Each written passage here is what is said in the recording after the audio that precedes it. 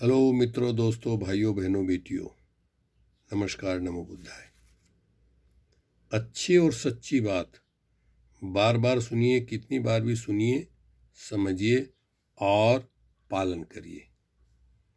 साधुवाद धम्म प्रभात, गौतम बुद्ध के शोध का सारांश।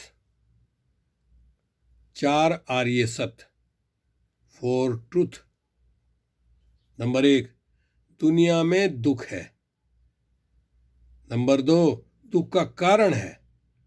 नंबर 3, दुख का निवारण है। नंबर 4, दुख के निवारण का उपाय है। देखिए,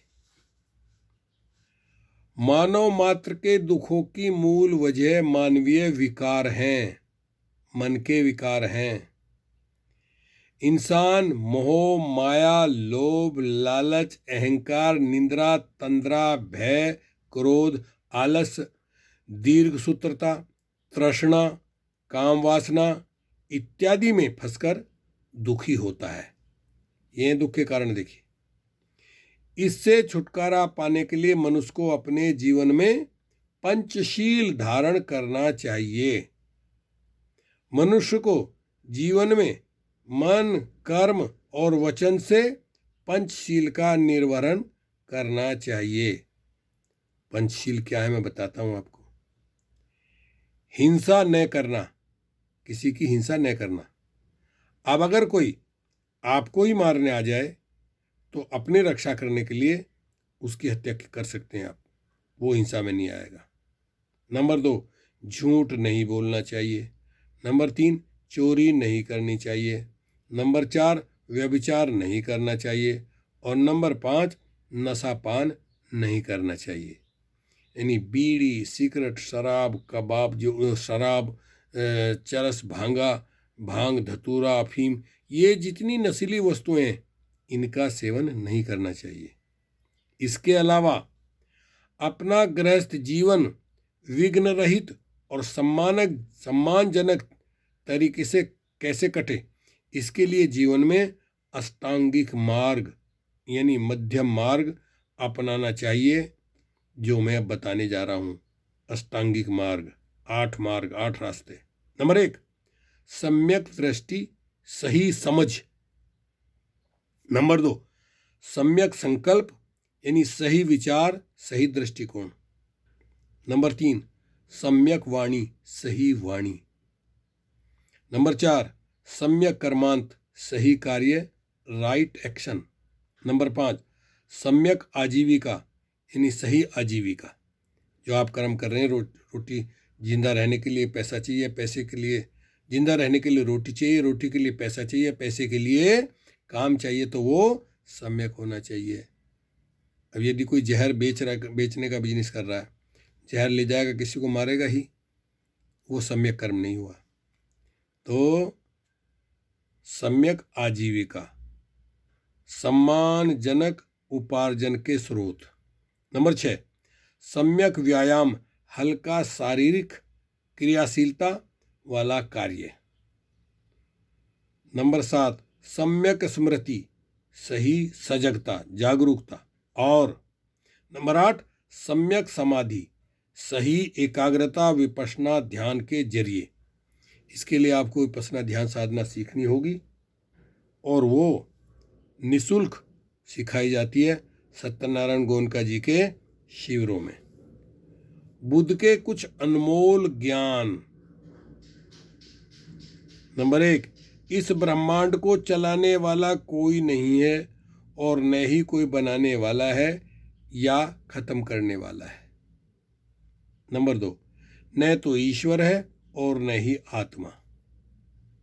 जिसे लोग आत्मा समझते हैं वह चेतना का प्रवाह है। यह प्रवाह कभी भी रुक सकता है। इसके बाद है, भगवान और भाग्यवाद कोरी कल्पना है जो हमें जिंदगी की सच्चाई और असलियत से अलग कर दूसरों पर निर्भर बनाती है। पांचों इंद्रियों की मदद से जो जानकारी अनुभूति मिलता है उसी को बुद्धिमान लिया जाता है। असल में बुद्धि ही जानती है कि क्या है और क्या नहीं। बुद्धि से ही यह समझ संसार प्रकाशवान है। न यज्ञ से कुछ होता है, न ही धार्मिक किताबों को पढ़ने मात्र से। धर्म की किताबों को गलती से मुक्त मानना ना समझिए कि भाई जो लिख दिया गया वो सही है, उसमें कोई गलती नहीं है। ये गलत बात है। पूजा पाठ में पाप नहीं, पूजा पाठ से पाप नहीं धुलते। जैसा मैं हूं वैसे ही दूसरा प्राणी है, जैसे दूसरा प्राणी है वैसा ही मैं हूं। इसलिए न किसी को मारो और न मारने की इजाजत दो। किसी बात को इसलिए मत मानिए कि दूसरों ने ऐसा कहा है, या यह रीति रिवाज है, या बुजुर्ग ऐसा कहते हैं, या ऐसा किसी धर्म प्रचारक का उपदेश है। मानो उस बात को जो कसौटी पर खरी उतरे, जो तर्क की, ज्ञान की कसौटी पर, विज्ञान की कसौटी पर सही उतरे, उसी को मानो। कोई परंपरा या रीति रिवाज अगर मानव कल्याण के खिलाफ है तो उसे मत मानिए। खुद को जाने बगैर आत्मवान नहीं हुआ जा सकता। निर्वाण की हालत में ही खुद को जाना जा सकता है।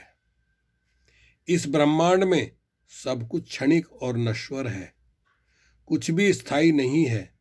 सब कुछ लगातार बदलते रहता है और नष्ट होता रहता है। एक धूर्त और खराब दोस्त जंगली जानवर से भी बदतर है, क्योंकि जानवर आपके शरीर को जख्मी करेगा, जबकि खराब दोस्त दिमाग को जख्मी करेगा। आप चाहे जितने ही पवित्र और अच्छे शब्द पढ़ लें या बोल लें, लेकिन अगर उन पर अमल ना करें तो कोई फायदा नहीं। सेहत सबसे बड़ा तोहफा है, संतुष्टि सबसे बड़ी दौलत, और वफादारी सबसे अच्छा रिश्ता है।